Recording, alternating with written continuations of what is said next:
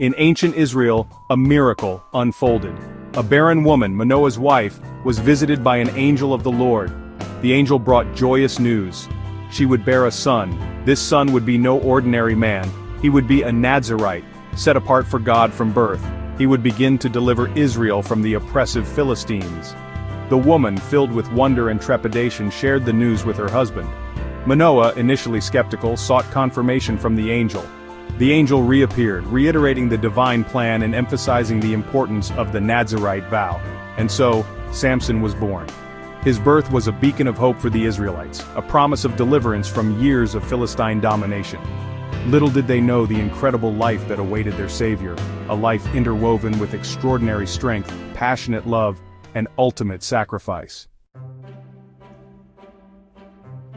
The Nazirite vow was a sacred pact. It came with strict rules and prohibitions. Nazirites were forbidden from consuming alcohol or any product of the grapevine.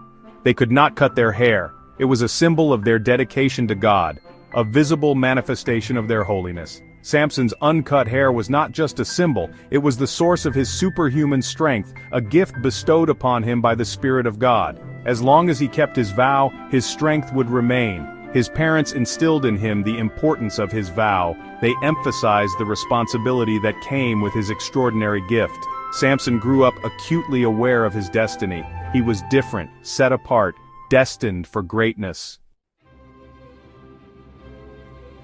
Samson's strength was legendary. It was not the strength of a mere mortal. It was the unbridled power of God flowing through him. It manifested in extraordinary feats that left both Israelites and Philistines in awe. One day, as Samson journeyed to the land of the Philistines, a young lion confronted him. With a roar, the beast lunged, but Samson was unafraid.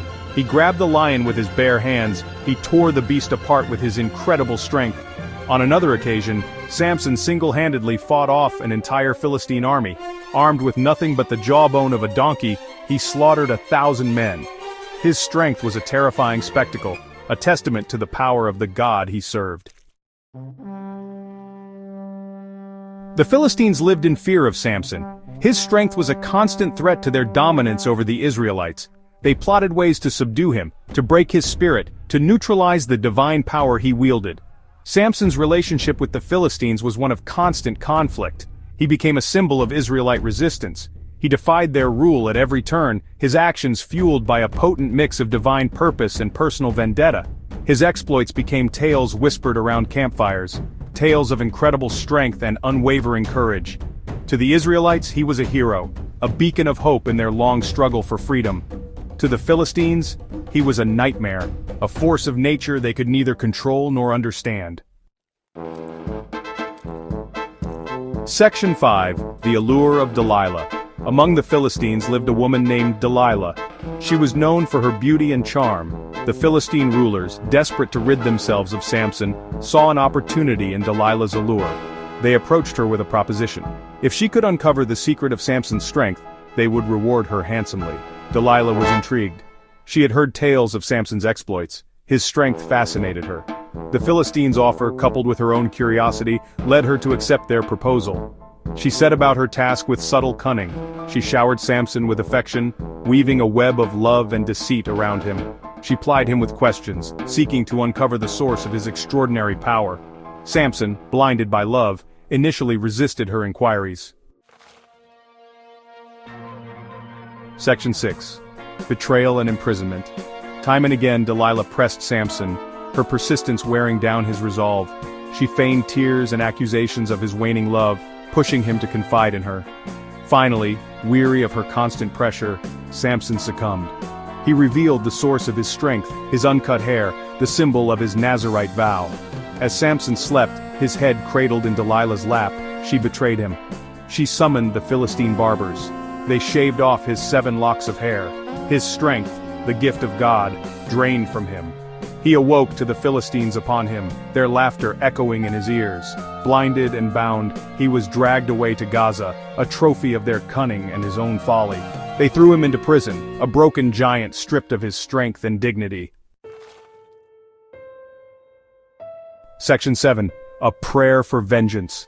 In the darkness of his prison cell, Samson finally saw clearly. He had been blinded by love, his passions overriding his better judgment. He had betrayed his God, broken his sacred vow. His heart ached with regret and a thirst for vengeance. His hair, though shorn, began to grow again. With it, a glimmer of hope sparked within him. He prayed to God, his voice hoarse with disuse, begging for forgiveness and one last chance to strike at his enemies. He yearned to avenge himself upon the Philistines, to make them pay for their cruelty and deceit.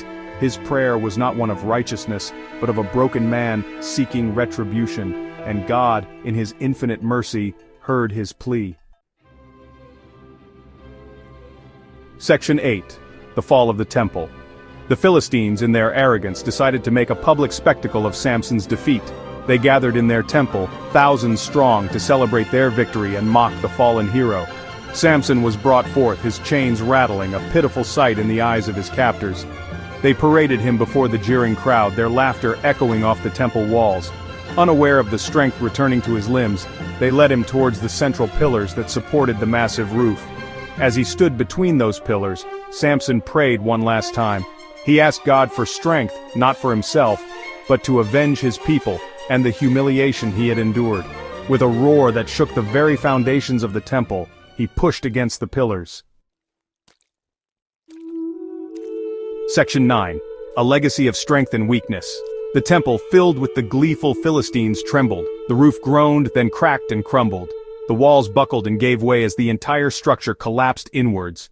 The Philistines, trapped within the ruins, met their end. Samson, his vengeance complete, also perished beneath the rubble. Samson's story is a paradox of strength and weakness. He was a man of immense physical power, yet he was susceptible to the allure of love and the manipulations of those who sought to exploit his weaknesses. His tale is a cautionary one, reminding us that even the strongest among us can fall prey to temptation. It underscores the importance of staying true to one's convictions and being wary of those who would use us for their own gain. Yet, in his final act of defiance, Samson reminds us of the power of redemption, of the possibility of finding strength even in our weakest moments.